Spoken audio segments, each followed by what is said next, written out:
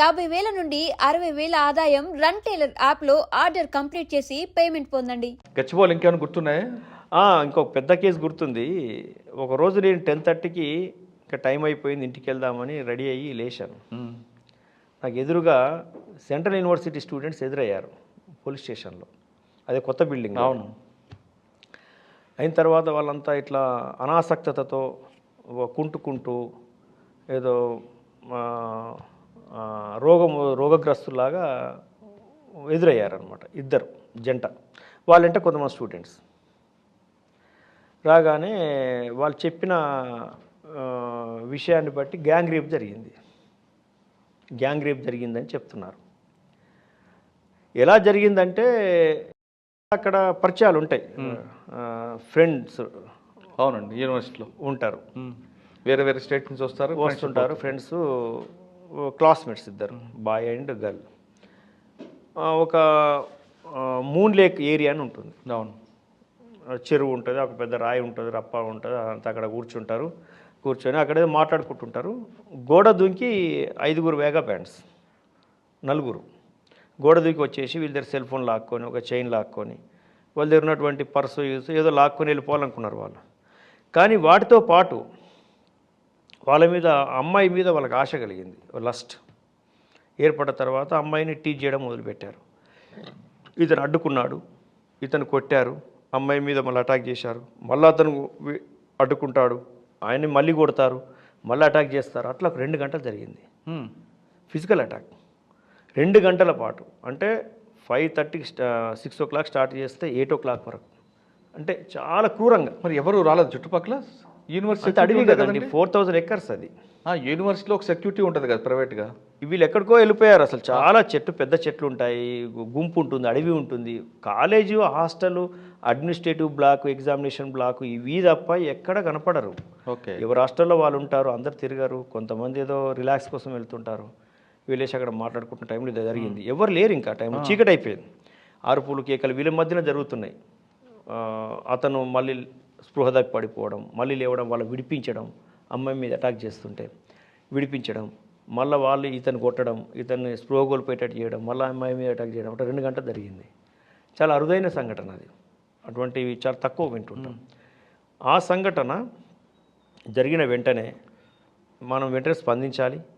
Complaint వచ్చి రేపు attempt అన్నారా, రేపు అని చెప్పారు వాళ్ళు అటెంప్ట్ అని చెప్పారు. అటెంప్ట్ అని చెప్పారు. అంత మనం పూర్తిగా టైంలో అడగలేము, వాళ్ళు చెప్పింది అర్థం చేసుకోవాలి మానసికంగా. అప్పటికే సజ్జనార్ గారు వచ్చి 3 రోజులైంది.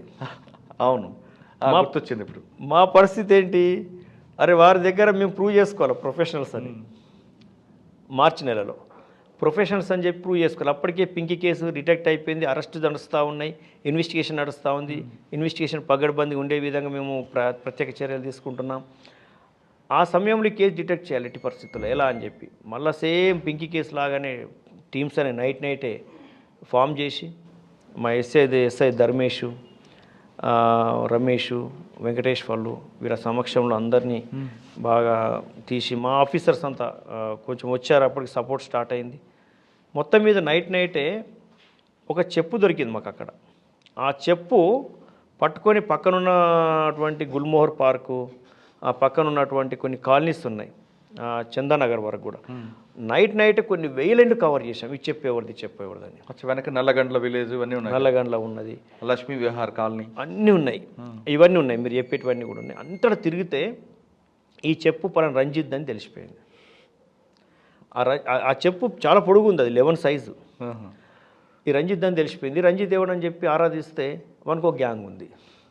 వాళ్ళని చిల్లర కేసుల్లో, ఆన్లైన్లో దొంగతనం కేసుల్లో కూడా ఒక 10-12 కేసులు ఉన్నాయి వాళ్ళ మీద. అరెస్ట్ అయి ఉన్నారు. వాళ్ళ ఫొటోస్ వచ్చి అన్నీ వచ్చేసాయి. నైటు మేము ప్రయత్నం 11 o'clock 11:30కి మొదలు పెడితే 4:30 కల్లా ఎర్లీ మార్నింగ్ కేసు డిటెక్ట్ అయిపోయింది. వాళ్ళు పికప్ చేశారా? పట్టుకొచ్చేసాం. అంటే ఎంత టెన్షన్లో ఉన్నారంటే ఆఫీసర్స్ కూడా, సీనియర్ ఆఫీసర్స్ కూడా. ఈ కేసు డిటెక్ట్ చేయకపోతే అప్పటికే యూనివర్సిటీ అంతా పోలీసు మీద అగెనిస్ట్గా ఉన్నారు. అవును, అప్పటికే వేముల రోహిత్ సూసైడ్ కేసు, రాహుల్ గాంధీ వచ్చిపోయారు, పొలిటీషియన్స్ వస్తున్నారు, అక్కడ బందోబస్తు సెటప్ ఉంది, ఎవరిని అలో చేయట్లేదు, పోలీస్ అలో చేయట్లేదని పోలీస్ మీద బాగా అగెనిస్ట్గా ఉన్నారు స్టూడెంట్స్. అంత ఉన్నటువంటి అటువంటి అట్మాస్ఫియర్లో ఈ సంఘటన జరిగింది. అంటే అదొకటే కాకుండా ప్రీవియస్ రికార్డ్ తీసుకుంటే యూనివర్సిటీలో గ్యాంగ్ రేపులు జరిగేవండి, ఇప్పుడు కాదు. అప్పుడు ఆ చందానగర్ లిమిట్స్లో ఉండేది అది. కాబట్టి అదొక అవును ఇష్యూ ఉంది అక్కడ. ఇష్యూ ఉంది. ఈ ఇష్యూ కంటే కొద్ది రోజుల ముందే మలబార్ లేక్ అని చెప్పి, అంటే అక్కడ ఒకటి న్యాచురల్ ఒక లేక్ ఏర్పడ్డది. అది అక్కడ ఎగ్జాబిషన్ చేయడం వల్ల ఒక లేక్ ఏర్పడ్డది. అక్కడ ఏదో బీర్ బాటిల్ తెచ్చుకొని తాగేసి అక్కడ ఈత కొడితే చచ్చిపోయాడు. ఆ సంఘటన జరిగింది. అది ఎట్లా మర్డరా, అది యాక్సిడెంటల్గా జరిగిందా అనేది తేల్చడం కోసం ఆమె డిమాండ్ ప్లేస్ అయింది. అది నేనున్నప్పుడు జరిగింది. కొద్ది రోజులకి ఇది జరిగింది. అంతకుముందు అది ఇట్లా అంతా ఒక నెగిటివ్ అట్మాస్ఫియర్ క్రియేట్ అయి ఉంది స్టేట్ మీద, వ్యవస్థ మీద, పోలీస్ మీద. దీని నుంచి బయటపడడం ఎలా ఆ సమయంలో, దట్టు ఉమెన్కి జరిగింది, వాళ్ళని పట్టుకోవాలి. ఆ కసితోని ఆ ప్రయత్నం జాగ్రత్త చేయడం వల్ల దొరికారు, పట్టుకున్నాం. ఎర్లీ మార్నింగ్ 5:30కి సిపి గారికి మెసేజ్ పెట్టాం. వారు కూడా నిద్రపోకుండా మానిటర్ చేశారు. కాంగ్రాట్స్ అని చెప్పారు, శబాష్ అన్నారు. ఆ కేసులో సిస్టమేటిక్గా వర్క్ చేయడం వల్ల, నైటే మేము డిటెక్ట్ చేయడం వల్ల తెల్లవారి కొన్ని వేల మెసేజెస్ స్టూడెంట్స్వి మమ్మల్ని పొగుడుతూ, అప్పటికి తెలంగాణ కొత్తగా ఫామ్ అయి ఉంది, కేటీఆర్ గారికి, సీఎం గారికి, డీజీ గారికి శబాష్ తెలంగాణ పోలీసు, గచ్చిబౌలి పోలీసు, నా పేరు మెన్షన్ చేస్తూ మెసేజ్లు ఫామ్ చేసి పెట్టడం జరిగింది. వాడు ఎందుకు చేశాడండి? వాళ్ళు అక్యూజ్డ్ ఇంటెన్షను వాళ్ళ దగ్గర ఉన్న చైన్ లాక్కోవాలి, ఫోన్ లాక్కోవాలనేది. వీళ్ళు రిలక్టెంట్గా ఉన్నారు, ఇవ్వలేదు. అప్పుడు ఆమె మీద వాళ్ళు చేయడం, వాళ్ళకి లస్ట్ పుట్టడం, ఆమెని వాడుకోవాలనుకోవడం, అటాక్ చేయాలనుకోవడం. అందరు కన్విక్షన్ వచ్చిందని ఇంకా నడుస్తుంది కేసు? ఆ కేసు ఇంకా నడుస్తుంది. అందులో అక్యూజ్డ్ పర్సన్స్ తర్వాత బెయిల్ తీసుకొని అబ్స్కాండింగ్ అయినట్టు తెలిసింది. తర్వాత దొరికారో తెలియదు. ఆ తర్వాత అంటే ఒకసారి ఏమైందంటే బెయిల్ మీద వెళ్ళిన అక్యూజ్డ్ దొరకకపోతే కూడా కేసు ఆగిపోతుంది. బెయిల్ తీసుకోవడం వాడు హక్కు, తర్వాత దాన్ని పట్టుకోవడం మీ హక్కు. ఒకసారి ఒక డబుల్ మర్డర్ కేసులో కూడా accused auto driver double murder కేసులో భార్య భర్తలు చంపి బంగారం ఎత్తుకపోతాడు. ఎక్కడ గచ్చిపోలేనా ఒక కేసులో. ఆ అక్యూజ్డ్ దొరకకపోవడం వల్ల ఆ కేసు ఎప్పటి నుంచో పెండింగ్ పడిపోయింది.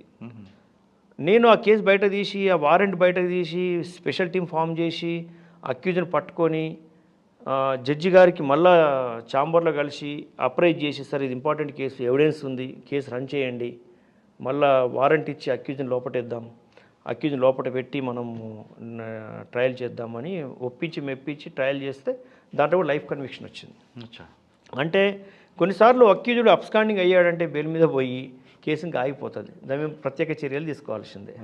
అంటే పోలీస్ మీద ఉన్నటువంటి ముఖ్యమైనటువంటి కర్తవ్యం ఏంటంటే ఇన్వెస్టిగేషన్ చేసి ఛార్జ్షీట్ ఫైల్ చేసినంత మాత్రాన కాదు, పీటీలో ఉన్నటువంటి పెండింగ్ ట్రయల్ ఉన్నటువంటి కేసులన్నీ కూడా రివ్యూ చేసి అదే శ్రద్ధ మళ్ళీ దాని మీద కూడా పెట్టాలి. రైట్. చాలా ఇంపార్టెంట్ కేసెస్ లిస్ట్ అవుట్ చేసి ఒక ఎజెండా పెట్టుకొని ముందుకు పోవాలి. అట్లా కన్విక్షన్స్ వస్తాయి. కన్విక్షన్ రావడంతో భయం పెరుగుతుంది. ఇప్పుడు ఈ కేసులో కన్విక్షన్ రావడం వల్ల ఎంత భయం, నేరం చేయాలంటే. అన్డిటెక్టెడ్గా ఉండిపోయిన కేసులు ఉండిపోయినాయి. పోనీ దొరికిన కేసులు, అరెస్ట్ అయిన కేసుల్లో కన్విక్షన్ లేకపోతే ఏం భయం ఉంటుంది?